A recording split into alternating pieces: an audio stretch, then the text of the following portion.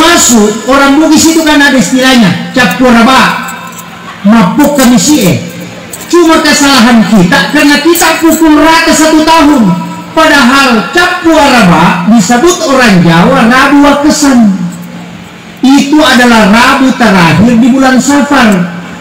Di dalam kitab Kansunaja dikatakan 320.000 balak diturunkan oleh Allah dari Lauhul Mahfuz ke langit-langit dunia, dan itulah balak yang berlaku selama 1 tahun, pas pada Rabu terakhir bulan Safar setiap tahun.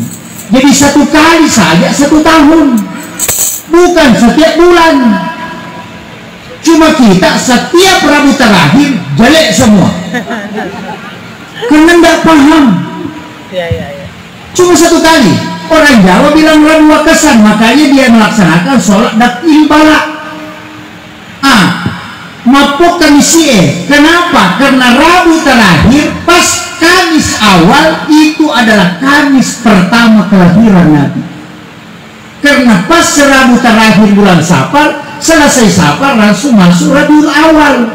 Jadi Kamis pertama di bulan kelahiran Nabi disebut Mapungi Kamisie. Dan itu cuma 1 kali dalam 1 tahun.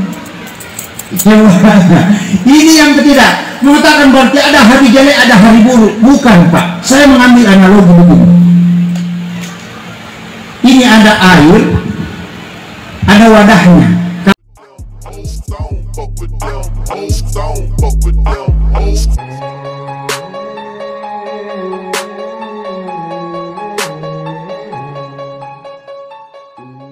Saya pernah belajar tasawuf di Biren, itu di Aceh, sebelum ke Sungai Makmur, baru ke Jombang, ke Guru ke Ahli Hasan. Sekarang masih bolak-balik belajar sama Habib Maka Mursyid Tarekat Khawatir Sufi Al-Makassari. Kurang lebih 20 tahun mendalami ilmu tasawuf, tapi tidak khatam sampai hari ini. Karena saya lebih banyak mengambil akhlaknya. Makanya saya kasih tahu bahwa ilmu ini sebenarnya, ilmu tasawuf itu, agama itu kan terbagi, Pak. Ada kajian Islam, ada kajian iman, ada kajian ihsan. Kalau kajian Islam itu hukum, ulamanya disebut fuqaha, mazhabnya Syafi'i, Maliki, Hanafi. Kalau kajian iman itu tauhid, ulamanya disebut murabbi, mazhabnya Mu'tazilah, Jabariyah, Sunni, Syiah, dan Qadariyah. Kalau naik 1 tingkat itu kajian ihsan, ulamanya disebut mursyid, itu tarekat. Kajiannya itu adab. Agama itu, Pak, 3 fase. Makanya ayat yang turun di Mekah itu tentang ayat-ayat tauhid. Ayat yang turun setelah Nabi hijrah itu ayat-ayat hukum, tapi setelah Fathul Makkah itu ayat tasawuf. Makanya sampai hari ini saya tidak membagi Madaniyah dengan Makkiyah, tapi saya mengatakan ayat yang turun di awal Mekah itu ayat tentang tauhid. Ayat yang turun di Madinah itu tentang hukum. Yang setelah Fathul Makkah itu tasawuf. Coba buka semua ayat Fathul Makkah. Nah, ini kuncinya. Makanya kalau kajian fikih pasti berdebat, karena Allah yang bilang walizalika khalaqahum, memang demikian aku ciptakan. Engkau tidak satu paham. Allah yang memang minta. Kalau ada orang satu pendapat berarti dia melawan hukum Allah. Kajian tengah-tengah itu tauhid, gurunya disebut murabbi. Kalau naik 1 tingkat tasawuf, tasawuf itu mursyid. Makanya kalau mau khusyuk sholat belajar sama mursyid. Jangan belajar pada ahli fikih, karena ahli fikih bicara hukum. Dia begini, Allahu Akbar, lari juga itu. Kenapa? Karena kau perbaiki hanya gerakannya, bukan kalbumu yang kau tata. Sama di dokter, Pak. Kalau kulitmu gatal, datang ke dokter kulit. Kalau jantungmu bermasalah, datang ke ahli jantung. Jangan kulitmu gatal baru ke ahli jantung. Tidak ditemukan itu. Kan begitu, jadi agama begitu, Pak. Ada letaknya. Ketika tasawuf, tarekat tasawuf, makanya ulama sufi mengatakan kalau singgah di warung bayar dulu baru makan. Karena kapan kau makan baru bayar, berarti sama kau mengambil buah mangganya orang, nanti sudah kau makan baru kau minta. Coba. Orang Yahudi bukan Islam, tapi dia menerapkan hukum tasawuf dalam Islam. Kita masuk di KFC, bayar dulu baru makan. Coba. Karena Nabi tidak pernah memakan sesuatu kecuali itu sudah jelas apakah lunas atau betul-betul pemberian. Makanya maulid itu ingin menampakkan mana hakikat sebenarnya harta yang berkah. Nabi itu Pak tidak makan kalau tidak dipersilakan, apalagi dia ngomong tidak. Nikah mati.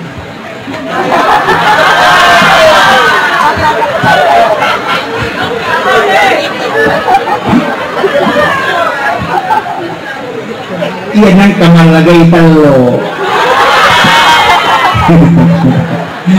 Makanya guru kaya tumamaulu enak ampe na nabita niya tapi iya pido bolo masalah tuh maulu ay bahaya.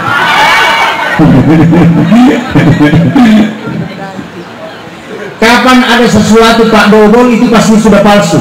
Mobil asli, mobil palsu. Motor asli, motor palsu. Rumah asli, rumah itu kecil. Nah, mamaulu asli, mamaulu palsu. Ya sama maulu, toma lagi kalau. Mereka kita ingat, mereka perang. Tapi begini, telur itu kenapa orang berlomba mengambil kalau telur maulid? Karena dia disandarkan ke Nabi.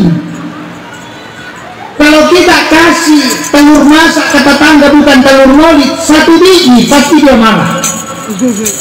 Membilang ini orang nanggap ini, kenapa? 1 biji telur nak kasih?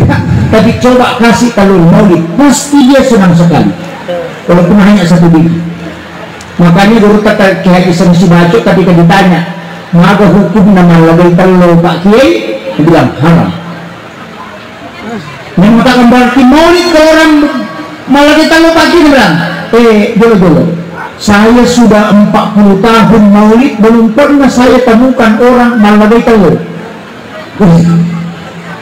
Sering Pak Kiai bilang, malagay itu nak masih kidang.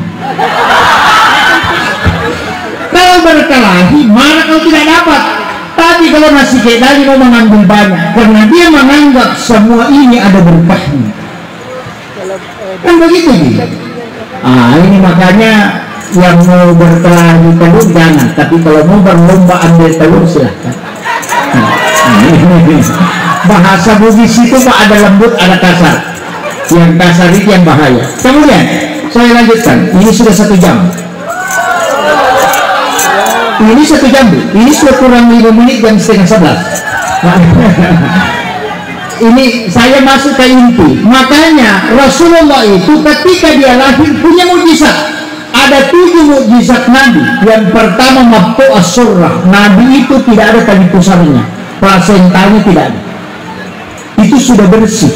Kemudian yang kedua terhitan. Nabi lahir itu sudah terhitan. Yang ketiga, Nabi lahir tidak melalui kemaluan, tapi dia dari sisi lambung sebelah kiri bagian bawah. Kemudian Nabi lahir itu pintu langit tertutup, sehingga jin tidak bisa turun, iblis tidak bisa turun, liastarikunas am'a untuk mencuri informasi. Dia tidak bisa juga naik. Makanya jin itu tertutup, makanya dia menangis. Kemudian api di benua Paris, ini ada intinya. Api di benua Paris itu padam. Padahal tempat penyembahan masyarakat Majusi, api itu tidak pernah padam.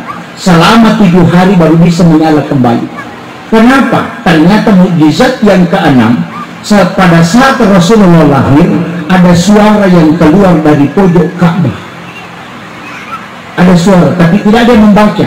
Cuma ada suara terdengar. Orang-orang yang ada di sekitar Ka'bah itu kaget karena dia mendengarkan suara keluar, dan itu bergantian. Di pojok pertama itu yang keluar bunyi qad ja'akum minallahi nurun wa kitabun mubin. Di pojok kedua wa qul ja'al haqqu wa sahaqal batil innal batila kana sabuka. Di pojok ketiga laqad ja'akum rasulun min anfusikum azizun 'alaihi ma 'anittum harisun 'alaikum bil mu'minina raufur rahim. Fa'in tawallaw faqul hasbiyallahu la ilaha illahu alaihi tawakkaltu wa huwa rabbul arsyil azim. Di pojok keempat, ya ayyuhar rasul baligh anni unzila ilaik. Ternyata ayat inilah yang dipakai ketika orang pindah rumah. Kenapa dia azan di 4 sudut rumah? Baca ayat ini di 4 pojok rumah, biar orang bakar itu rumah Pak tidak akan terbakar. Itu intinya.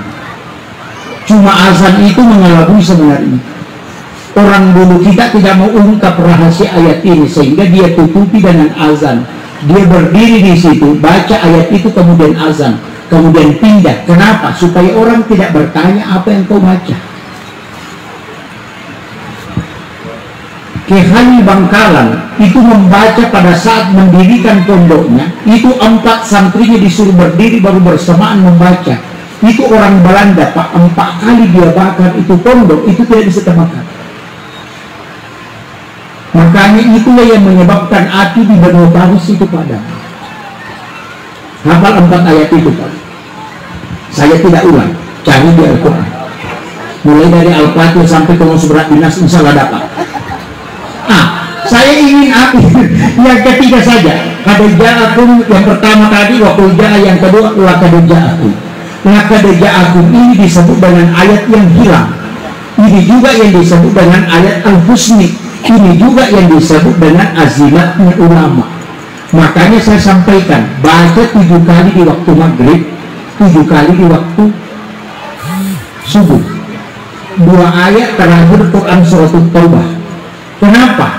Dalam tafsir As-Sawi, Imam As-Sawi mengatakan berdasarkan hadis dari Imam Daruqutni, siapa yang membaca 2 ayat terakhir Quran surat Taubah, laqad ja'akum ini di waktu maghrib dengan di waktu subuh, maka yang pertama dia tidak akan kena musibah tiba-tiba. 70 bala yang akan menimpanya itu diangkat ke langit. Yang kedua, tidak ada orang yang meninggal yang membaca di waktu maghrib kecuali melewati waktu subuh. Kalau dia baca di waktu subuh, dia tidak bakalan mati hingga masuk waktu maghrib. Bagaimana kalau mati Pak Ustaz? Pasti dia lupa baca. Iya.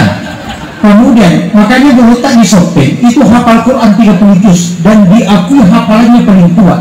Tapi dia amalkan ayat ini di umur 98 tahun. Ketika dia mengamalkan zikir ini, hilang.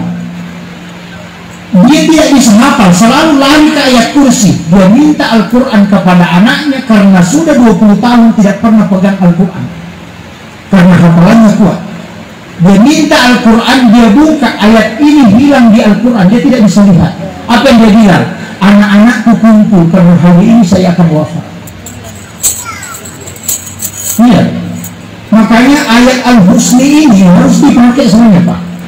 Anak-anak kita ajarkan. Kemudian siapa yang membaca ayat ini 7 kali, maka dia tidak akan mendengarkan informasi buruk. Itu. Makanya sebenarnya dalam Islam itu lengkap doa Pak. Kemarin saya dapat di kitab Sunnah Jawa Solo yang ditulis oleh Syekh Abdul Hamid Al-Qudsi. Ternyata ada beberapa amalan itu yang kita lupakan. Sholat sunnah sebelum subuh itu Pak, kalau kita ayat surat rakaat pertama membaca alam nasrah sesudah Fatihah, alam tara kaifah sesudah Fatihah di rakaat kedua, alam nasrah pertama, alam tara kaifah kedua, orang itu akan dipanjangkan umurnya. Yang kedua pasti tidak kena penyakit tulang, sakit punggung dengan lutut, cuma itu obatnya Pak. Alam nasrah rakaat pertama, alam tara kaifah rakaat kedua, itu tidak bakalan kena penyakit tulang. Jadi kalau biasa lututnya ngilu, amalkan saja itu. Ternyata Guru Takimali Belawa itu sudah ceramahkan. Saya ceramahkan di Bone, itu ada orang tua, itu tinggal merangkak mendekati saya, bilang, "Nak, 30 tahun yang lalu, saya mendengarkan langsung dari bibirnya Guru Takimali Belawa. Almarhum. Dia yang kasih tahu saya, karena dia makan di rumah saya, dia bilang, karena saya bilang, apa obatnya ini supaya tidak sakit lutut? Guru cuma ajarkan sholat sunnah subuh yang kau tinggalkan, surah pertama kau baca di rakaat pertama alam nasrah, di rakaat kedua alam tara kaifah, maka tulangmu akan kuat." Dan ternyata Pak, umurnya sudah lebih 100, itu masih pergi sholat berjamaah. Orang kampung di situ tanyakan, apa obatnya nenek, apa obatnya, bilang tidak ada. Sengaja katanya saya sembunyikan supaya tidak ngambil orang. Saya bilang ini orang tua kecil juga. Baru dia bilang, ini rahasiaku nak 30 tahun lalu. baru satu penceramah katanya yang sampaikan selain Burutta. Saya bilang memang ada di kitab, cuma kadang ulama kita itu memberitahu di waktu-waktu tertentu karena supaya tidak dianggap biasa. Tapi kalau kita buka kitabnya Imam Ghazali, itu dia siapa yang membaca Alam Nasrah pada rakaat pertama, Li'ilati Quraisyin pada rakaat kedua, tidak ada musuhnya yang bisa mencelakai. Pejabat Pak, anggota dewan atau pemimpin harus amalkan ini. Itu Alam Nasrah di rakaat pertama, Li'ilati Quraisyin di rakaat kedua, maka itu diselamatkan dari musuhnya karena tidak ada musuh yang bisa tembus langsung itu. Ini yang dia Imam Ghazali Pak menulis dalam kitabnya Bidayatul Nihayah itu. Kemudian yang ketiga, siapa yang membaca di rakaat pertama salat sunat subuh, membaca di rakaat pertama Qul ya ayyuhal kafirun 1 kali, di rakaat kedua surah Al-Ikhlas 3 kali, maka pahalanya sama kalau dia bersedekah emas seperti bumi besarnya. Mana yang kita mau ambil? Obat lutut? Atau keselamatan?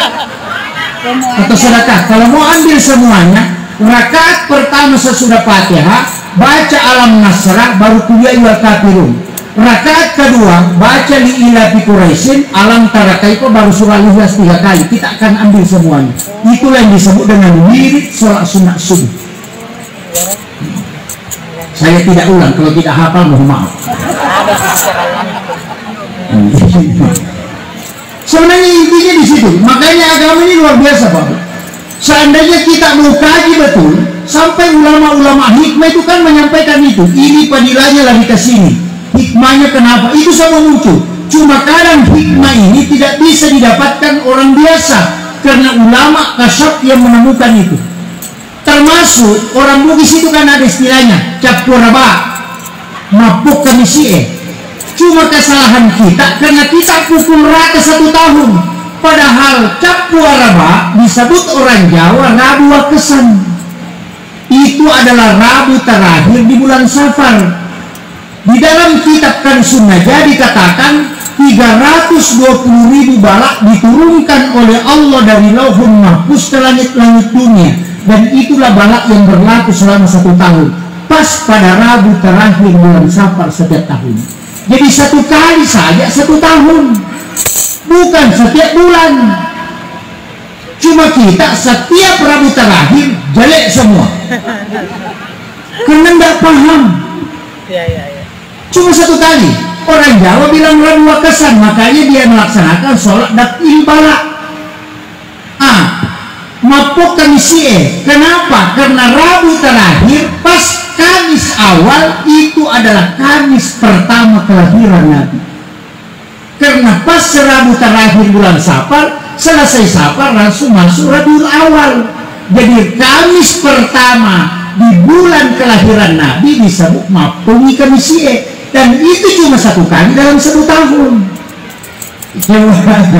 Ini yang ketiga, mengatakan berarti ada hari jelek, ada hari buruk. Bukan Pak, saya mengambil analogi begini. Ini ada air, ada wadahnya. Kalau saya isi minuman keras, berarti bukan wadahnya yang jelek, tapi airnya. Sama dengan hari itu adalah wadah. Ketika di hari itu turun 320.000 balak, berarti bukan wadahnya yang jelek, tapi waktu yang turunnya itu. Jadi bukan hari Rabu Wakesan itu yang jelek, tapi ada musibah yang diturunkan pada waktu itu. Jadi jangan bilang harinya yang jelek. Sama jika kita mau lewat, ada lorong 1, di situ ada anjing yang sangat nakal, ganas. Kalau di lorong kedua tidak ada. Makanya bilang jangan lewat di lorong 1, itu jelek, bukan lorongnya yang jelek, anjingnya yang bahaya. Mengerti ya? Makanya waktu-waktu itu Pak dibagi. Agama itu sudah membagi waktu. Tadi 6 hari. Yang kedua dalam 1 tahun ada 1 bulan, bulan Ramadan. Di bulan Ramadan dikhususkan lagi malam Lailatul Qadar. Kemudian dalam 1 pekan ada 1 minggu itu, dalam 1 minggu itu ada 1 hari, hari Jumat. Kemudian di 24 jam ada lagi wabil azhari hum yastaghfirun. Coba menjelang subuh 10 menit sebelum subuh disebut dengan waktu sahara. Makanya orang bilang makan sahur karena makan di waktu sahara. Cuma kita makan sahur jam 3, itu makan tengah malam.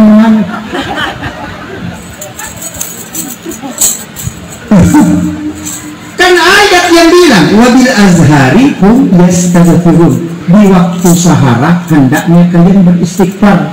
Makanya kenapa kalau Allah yang minta pasti dia terima, kalau kita yang mengusulkan belum tentu. Makanya kalau mau langsung diterima istighfarnya 10 menit sebelum subuh istighfar, itulah yang disebut dengan sahara.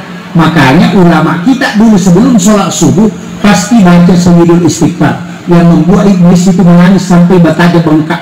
Kenapa? Karena dia bilang 24 jam saya ingin menyesatkan umatnya Nabi, tapi kenapa hanya kalimat ini membuat dijamin oleh Allah masuk surga? Maka sungguh celaka orang yang hadir maulid ini kalau masuk neraka. Padahal Nabi sudah bongkar. Allah yang bilang kalau umatmu Muhammad membaca sejidul istighfar 1 kali saja di malam hari, kemudian dia meninggal pada malamnya, api yang menjadi jaminan dia akan masuk ke dalam surga. Kalau dia baca 1 kali di siang hari kemudian meninggal pada siang itu, api yang menjadi jaminan.